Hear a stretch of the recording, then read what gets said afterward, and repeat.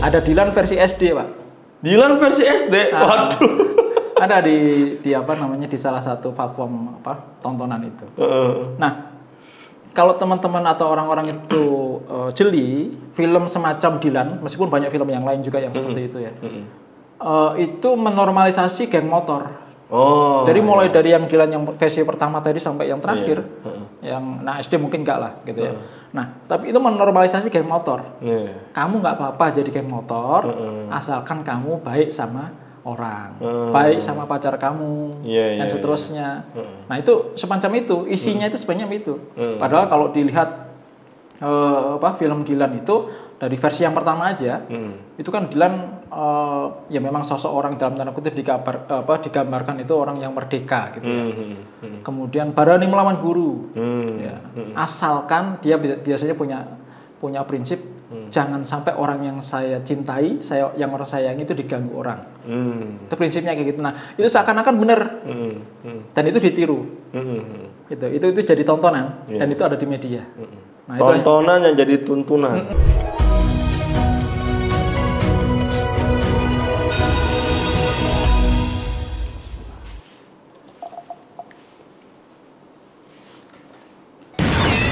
Coba apa, Kang? Ada apa?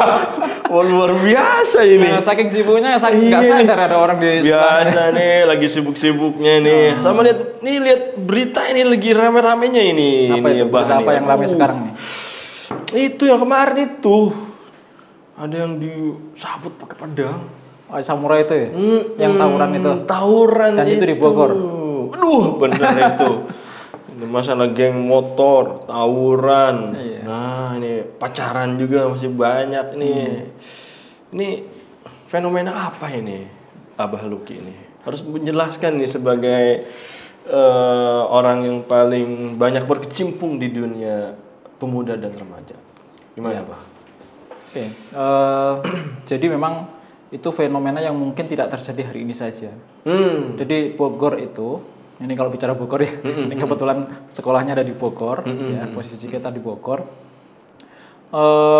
Awal tahun 2017 ya, pokoknya 2015 sampai 2017 lah, ketika saya meneliti gitu ya, Bogor itu nomor 2 kota yang paling banyak tawuran setelah Jakarta, itu begitu. Dan sampai hari ini di tahun 2024 ya, itu mungkin bisa jadi datanya masih sama gitu ya. Apalagi kemudian 1 bulan yang lalu gitu kan, diberitakan di media itu yang anaknya masih nancep apa namanya itu celuritnya. Nah kalau yang kemarin barusan itu kan yang samurai itu. Samurai. Ya, jadi itu fenomena yang memang tidak hanya terjadi hari ini saja dan kayaknya memang terus berulang. Ya kalau ditanyakan kenapa atau fenomena itu terjadi atau berulang atau masih marak gitu ya. Yang pertama itu memang kalau dari sisi fakta, masa remaja itu masa di mana anak-anak mencari jati diri.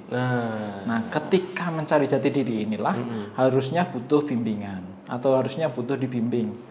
Nah, persoalannya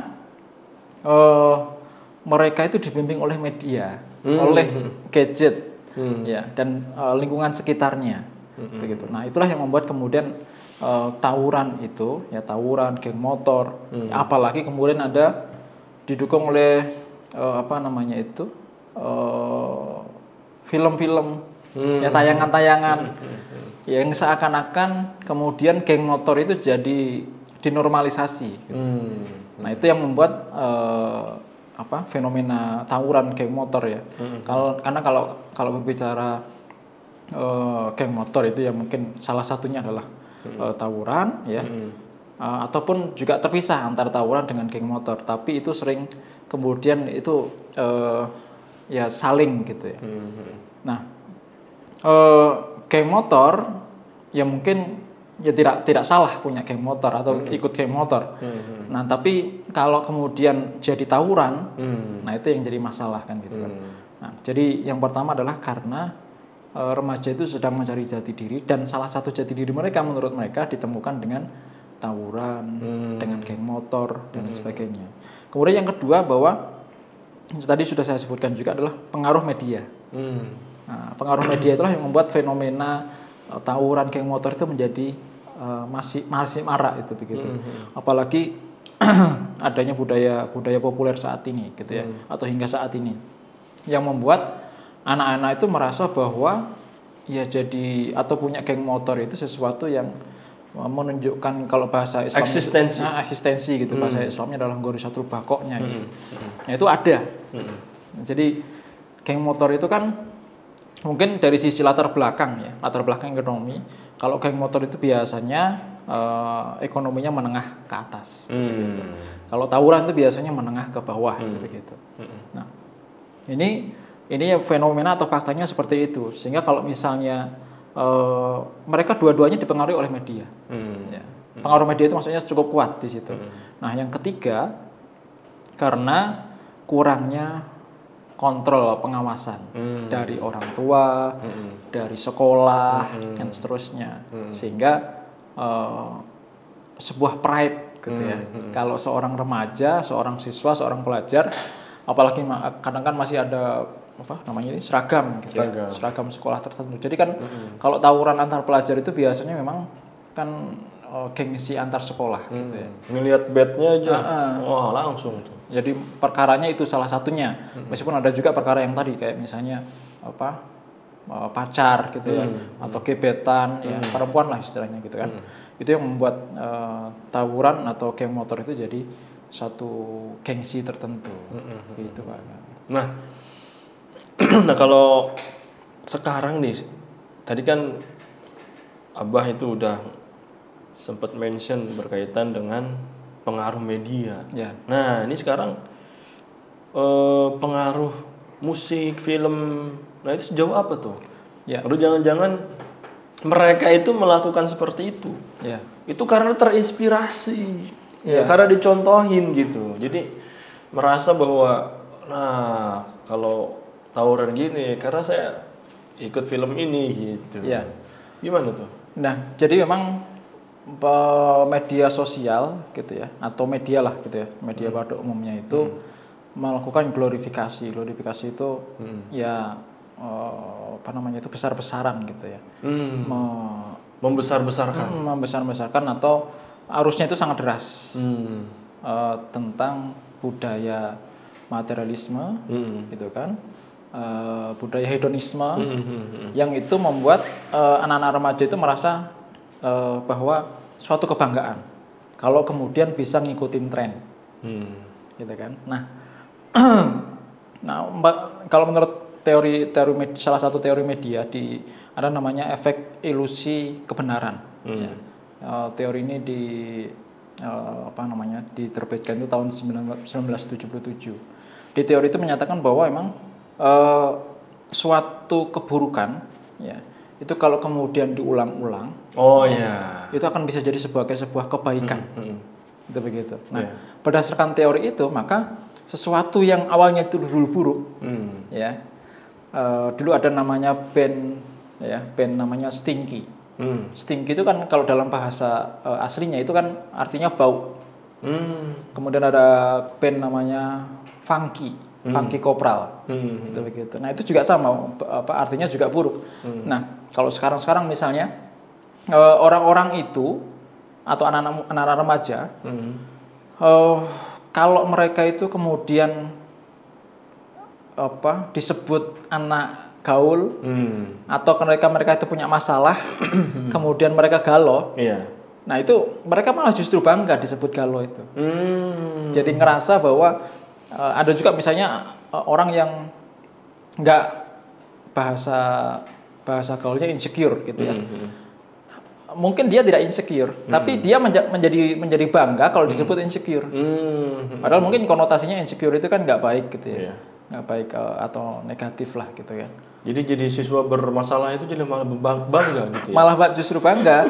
Jadi maka karena orang prestasinya itu yang bisa dibanggakan tuh prestasi akademik, prestasi juara. Nah ini dia prestasinya itu bikin masalah. Ada yang bangga kayak gitu ya? Iya, ada kalau istilah dulu kan sebenarnya bromocorah gitu ya, pembuat onar gitu. Ah iya itu. Nah ya. itu, tapi kalau sekarang karena teori tadi ya, teori media itu, maka kemudian orang itu atau anak-anak remaja lah sekarang itu bangga kalau disebut anak galau gitu.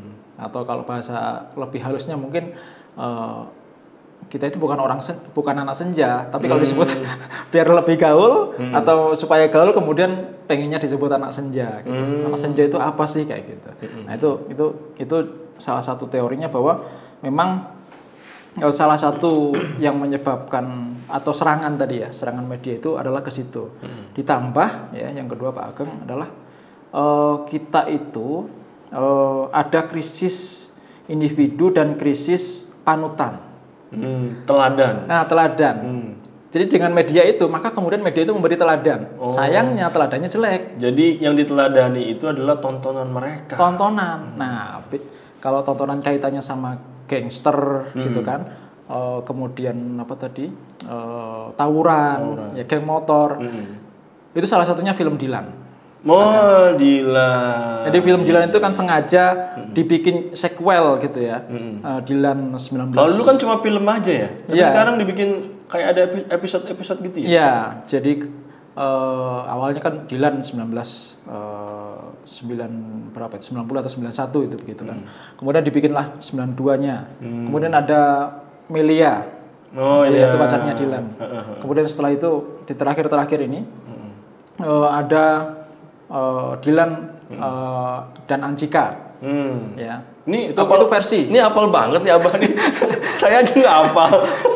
Itu versi Dilan sama Anjika itu versi Dilan reformasi, Indonesia reformasi. Oh iya. Masa reformasi. Iya. Nah yang lebih parahnya dalam tanda kutip, kalau lebih dikatakan lebih parah, ada Dilan versi SD Pak. Dilan versi SD. Waduh. Ada di apa namanya, di salah satu platform tontonan itu. Nah, kalau teman-teman atau orang-orang itu jeli film semacam Dilan, meskipun banyak film yang lain juga yang seperti itu ya, itu menormalisasi geng motor. Jadi mulai dari yang Dilan yang versi pertama tadi sampai yang terakhir, yang SD mungkin enggak lah gitu ya. Nah, tapi itu menormalisasi geng motor. Kamu nggak apa-apa jadi geng motor, asalkan kamu baik sama orang, baik sama pacar kamu, dan seterusnya. Nah itu semacam itu, isinya itu sebenarnya itu. Padahal kalau dilihat film Dilan itu dari versi yang pertama aja, itu kan Dilan ya memang sosok orang dalam tanda kutip digambarkan itu orang yang merdeka gitu ya. Kemudian berani melawan guru, ya. Asalkan dia biasanya punya prinsip. Jangan sampai orang yang saya cintai, yang orang sayangi itu diganggu orang. Itu prinsipnya kayak gitu. Nah, itu seakan-akan benar. Dan itu ditiru. Itu jadi tontonan dan itu ada di media. Nah, tontonan yang jadi tuntunan. Nah, itu yang membuat kemudian glorifikasi media itu sangat pengaruh kepada kasus tawuran maupun geng motor. Ini sekarang bicara dampak nih, Bah nih. Ini dampak dari mereka itu melakukan seperti itu, geng motor, tawuran. Ini masalahnya mereka itu kan masih anak-anak atau remaja yang masih tumbuh. Mereka itu masih berkembang. Makanya tadi kan disebutnya jati diri. Ini ada pengaruhnya nggak nih sama mereka ini? Berdampak nggak ini? Ya, yang jelas pasti ada, gitu ya. Pasti ada. Misalnya contoh kalau tawuran itu pengaruhnya pada fisik gitu ya.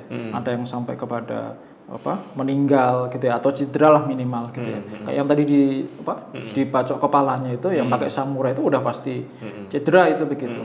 Kalau nggak meninggal pasti cedera. Itu pasti korbannya atau dampaknya adalah fisik. Ada juga mungkin dampaknya adalah psikologis. Itu ke mental health, kesehatan mentalnya.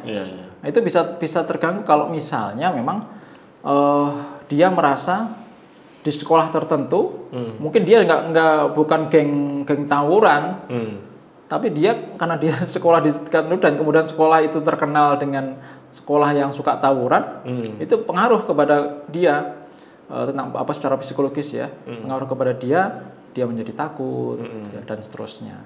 Nah, kemudian juga yang pengaruh juga adalah dari sisi sosial.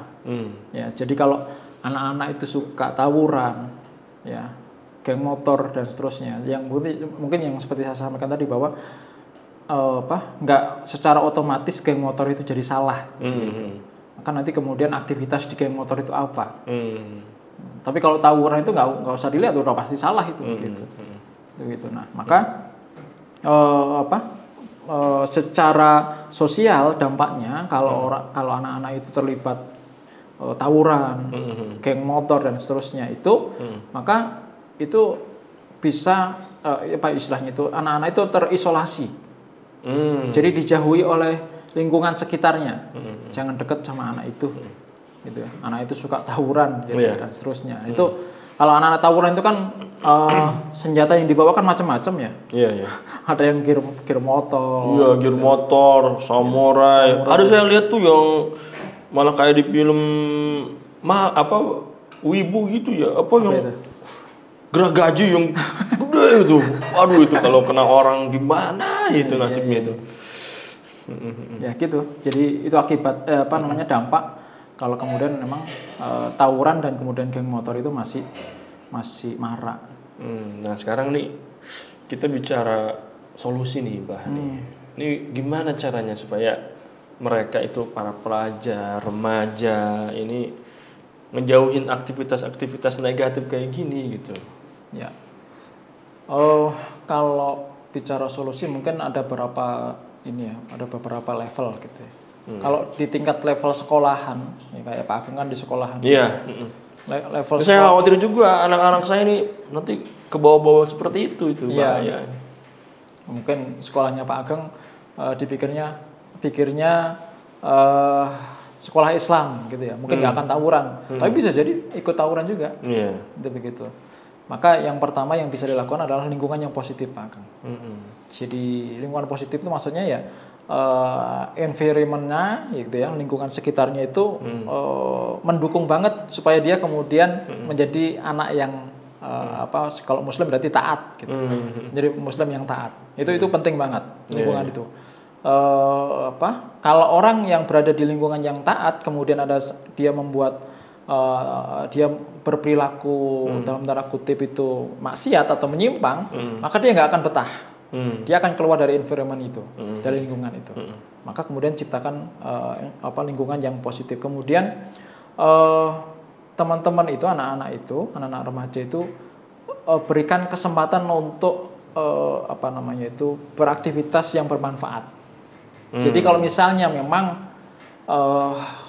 punya geng motor, karena konotasinya kalau geng itu kan buruk gitu ya. Maka kalau misalnya memang ternyata punya motor yang sama, kan biasanya gitu ya. Geng motor itu kan hobi yang sama dan seterusnya kayak gitu. Maka arahkan kepada, kan sudah ada banyak juga ya bikers dakwah kayak gitu kan. Maka beri kesempatan mereka itu untuk ke situ, memang sesuai dengan minatnya, kesukaannya dan seterusnya. Itu arahkan ke hal yang positif. Iya, padahal sebenarnya ada yang mereka itu backgroundnya itu anak-anak motor, tapi mereka itu ngajak kebaikan juga. Iya. Tapi yang bahaya itu yang ini geng motor tapi malah tawuran itu begitu. Iya. Ada juga geng sebutannya geng motor. Ya, mereka itu berkumpul-kumpul lah, pokoknya kumpul. Kemudian karena mungkin mereka punya motor yang sama, kumpul di situ. Tapi menghasilkan dalam tanda kutip. Ya. Ada juga yang YouTuber yang kayak gitu itu ada. Nah, mungkin bisa jadi kayak gitu. Dia review gitu ya. Review gitu ya. Malah justru dapat endorse gitu. Ya. Malah jadi penghasilan kalau bisa gitu. Penghasilan. Selain positif ya bisa menghasilkan secara materi itu begitu. Nah, kemudian tadi Pak Ageng bahwa mereka itu perlu model. Model yang positif. Jadi perlu teladan. Nah, itu yang harus dimiliki di mana? Di rumah, di sekolah. Itu mereka harus punya itu. Maka di sekolahan guru-guru harus jadi teladan, di rumah orang tua juga harus jadi teladan. Nah, sekarang tipsnya untuk orang tua. Yang tadi kan Abah Luki nyebutin bahwa mereka sedang cari jati diri. Nah, ini gimana tipsnya? Ada nggak? Ya, orang tua itu, ini saya juga ngomong sebagai orang tua juga ya. Orang tua itu harus berkomunikasi secara terbuka dengan anak, gitu ya. Maksudnya, apalagi orang tua yang sangat sibuk Ya. Orang tua yang sangat sibuk, maksudnya kalau di seperti kota-kota besar gitu ya, kayak di Jakarta itu atau Bogor lah misalnya, itu ketemu orang tua itu kan jarang sekali. Maka gunakan waktu ya sebaik mungkin untuk berkomunikasi secara terbuka dengan anak. Anak itu sampai mau mengungkapkan ya apa unek-uneknya, keluh kesahnya. Kalau dia itu misalnya, bahkan kemudian kalau kita mendapati anak kita itu diem gitu kan dan seterusnya, itu harus kemudian digali gitu ya. Kenapa kok kemudian diam dan seterusnya, ada punya masalah dan seterusnya ya, gitu. Kemudian yang kedua, beri mereka ruang eksplorasi untuk minat atau bakat mereka, anak-anak ini, anak-anak kita. Karena mungkin kalau saya misalnya kebetulan punya anak lebih dari satu, maka masing-masing anak itu punya minat dan bakat yang mungkin berbeda. Nah, maka eksplorasi itu. Nah, itu tugasnya orang tua kan nyari itu. Ya, kalau misalnya anaknya nggak tahu, jangan nuntut juga ya. Pengennya ini, padahal anaknya nggak seneng itu, nggak passion gitu ya. Nah itu makanya perlu tahu tuh anak-anak itu, orang tua itu minatnya anak itu apa, bakatnya anak itu apa. Nah itu harus tahu. Kemudian yang ketiga, tadi yang orang tua itu harus jadi teladan. Kalau ngomong jangan ngerokok, maka dia jangan ngerokok, istilahnya gitu ya, ekstrimnya ya. Nyuruh sholat, kalau orang tua nyuruh sholat, ajakin sholat gitu ya. Kalau laki-laki berarti ajak ke masjid anaknya, ajak ke masjid, jamaah gitu. Nah itu orang tua harus jadi teladan. Kemudian berikutnya yang penting juga adalah beri anak itu pemahaman tentang resiko.